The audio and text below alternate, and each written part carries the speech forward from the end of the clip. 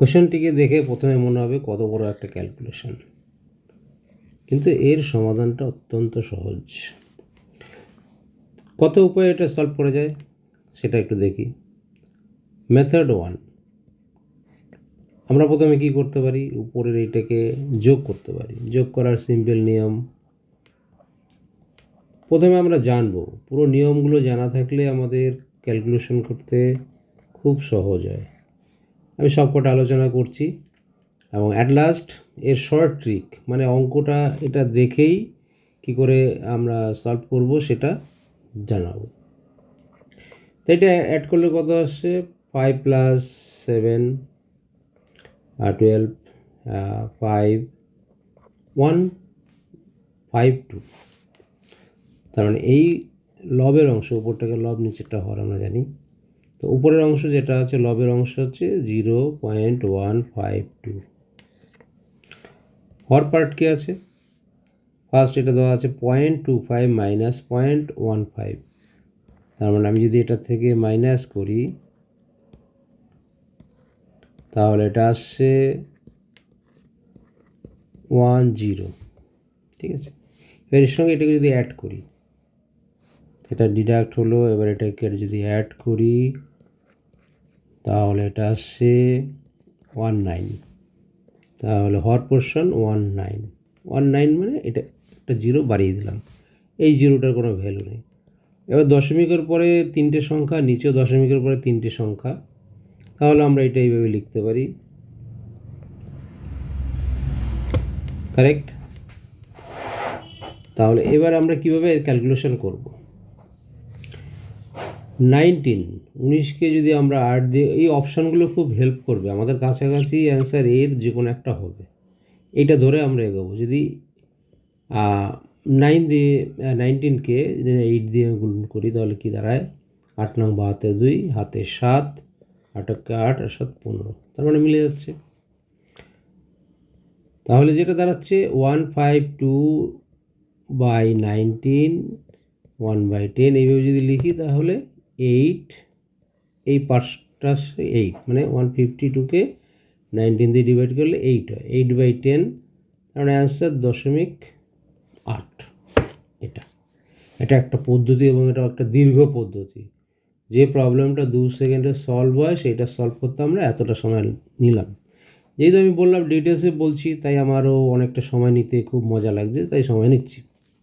এবার দ্বিতীয় পদ্ধতি কি সেটা দেখ।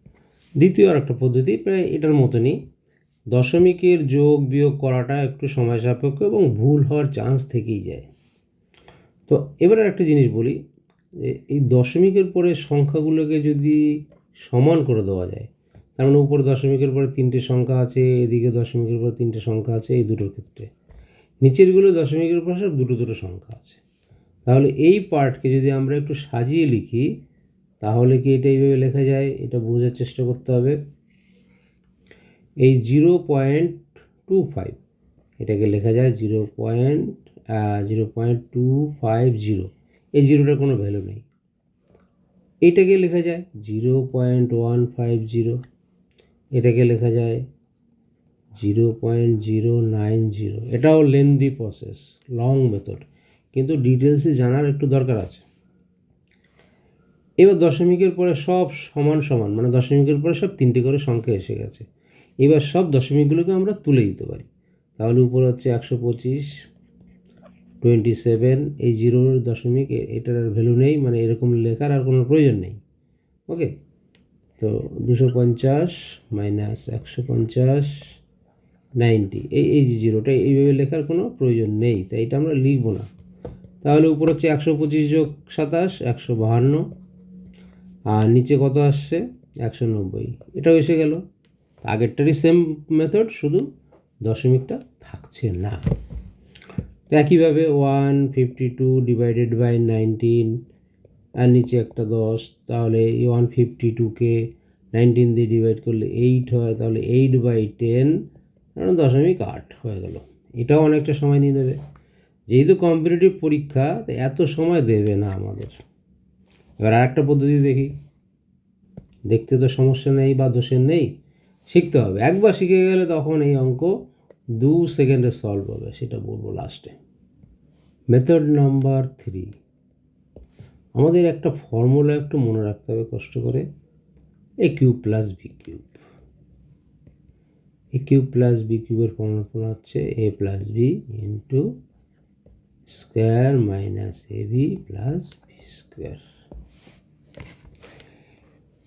যদি এ সমান সমান 0.5 হয় এবং তার কিউব যদি করা হয় তাহলে 0.5 ইন্টু 0.5 ইন্টু 0.5, মানে 5-এর কিউব 125, মানে 3 বার 5কে গুণ করলে এটা হয়।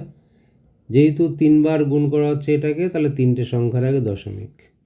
ব্যাপারটা যদি আরেকটু গুছিয়ে বলি তাহলে এ কিউব মানে হচ্ছে 0.5 0.5 0.5, 3টে 5 গুণ করলে 125, 3টে সংখ্যার আগে দশমিক। এই হচ্ছে এর মূল বিষয়টা। তাহলে বি যদি লিখি 0.3, তাহলে বি কিউব কী হবে, 3-এর কিউব করলে 27, তো 27-এর আগে একটা 0 বসাবো। এইবার একটু যদি দেখা যায় যে এ স্কোয়ার করলে কী হবে, এ স্কোয়ার করলে সিম্পল, এ স্কোয়ার করলে 0.25, মানে 5-এর বর্গ করলে 25, দুটো সংখ্যার আগে দশমিক। বি স্কোয়ার করলে কী আসবে, 3-এর বর্গ করলে 9, 9-এর আগে একটা 0, এই দুটো সংখ্যার আগে দশমিক, তো তাই এইটা নিয়ে নেওয়া হলো। তো এটা গেলো ফান্ডা। এটাও ডিটেলস মনে হচ্ছে, কিন্তু এগুলো সব মুখোমুখি ক্যালকুলেশন করা যাবে, ঠিক আছে। তাহলে এই পার্টটাকে লেখা যাচ্ছে, উপরের অংশটা হচ্ছে এ কিউব, এটা বি কিউব, এই যেটা পেলাম বি কিউব, যেটা এটা পেলাম। নিচের এই পোর্শনটা স্কোয়ার, এইটা বি স্কোয়ার, মাঝখানের এইটা হচ্ছে এ বি। এ বি কেন, এ বি যদি গুণ করি 0.5 0.3, 3 5 15, 15 আগে দশমিক। ওকে, তাহলে এই যে ফর্মুলাটা জানলাম, এবার এটাকে অ্যাপ্লাই করব। এটা বসিয়ে দিলাম, এ plus B square minus A B plus B square, নিচে যেটা আছে square minus A B plus B square. মজার বিষয় হচ্ছে এইটা সমান, তাহলে অ্যান্সার এ প্লাস বি। এর মান কত, 0.5, বি এর মান কত, 0.3, তাহলে যোগ করলে কত হচ্ছে 0.8। 3টে পদ্ধতি অত্যন্ত বড় বড় মনে হচ্ছে। এবার ম্যাজিকটা কি, শর্ট ট্রিক। তাহলে আমাদের এইটা অন্তত শিখতে হবে। যখনই এই ধরনের অঙ্ক দেখব তখন দেখার সঙ্গে সঙ্গে কী করে অ্যান্সারটা করব সেইটাই এবার দেখি। তাহলে এবার শর্ট ট্রিকে আসি। শর্ট ট্রিক যেটা আমাদের পরীক্ষার সময় ব্যবহার করতে হবে, বাকিগুলো হচ্ছে শেখা। পরীক্ষার হলে শেখার কোনো স্কোপ নেই, অ্যান্সার করে দেবো দেখার সঙ্গে সঙ্গে। তাহলে ফার্স্ট যেটা দেখবো, এটা কি সাইন আছে, প্লাস। এখানে যদি প্লাস, এটা যদি মাইনাস হয়, মনে মনে হিসাব করে দেখবো যে 5-এর কিউব করলে 125, 3-এর কিউব করলে 27, 5-এর বর্গ করলে 25, 3-এর বর্গ করলে 9। তাহলে এর অ্যান্সার যেটা হবে, যেহেতু দশমিক আছে, সো 0.25, এখান থেকে এটা যদি স্কোয়ার রুট করা হয় 0.5, তার মানে সোজাসুজি হিসাব 5-এর কিউব একটা, 5-এর স্কোয়ার একটা। তাহলে এটাও যদি বাদ দিয়ে বলি যে 5 স্কোয়ার, এটা 5 কিউব, 3 স্কোয়ার 3 কিউব, তাহলে 5 প্লাস 3, 5 প্লাস 3 করলে কত, 8 হয়। জাস্ট এর আগে একটা দশমিক, এই হচ্ছে এর answer. Very very short trick. Next time যখন এই ধরনের অঙ্ক পাবো, এই প্লাসের জায়গায় যদি মাইনাস থাকে আর এই মাইনাসের জায়গায় যদি প্লাস থাকে, তাহলে 5 মাইনাস 3 2 হয়, 2-এর আগে দশমিক বসিয়ে দেবো। সিম্পল অঙ্ক। সাইন উপরে যদি প্লাস হয় তাহলে প্লাস করব, উপরে যদি মাইনাস হয় তাহলে এখানে মাইনাস করব। এটাই শর্ট ট্রিক।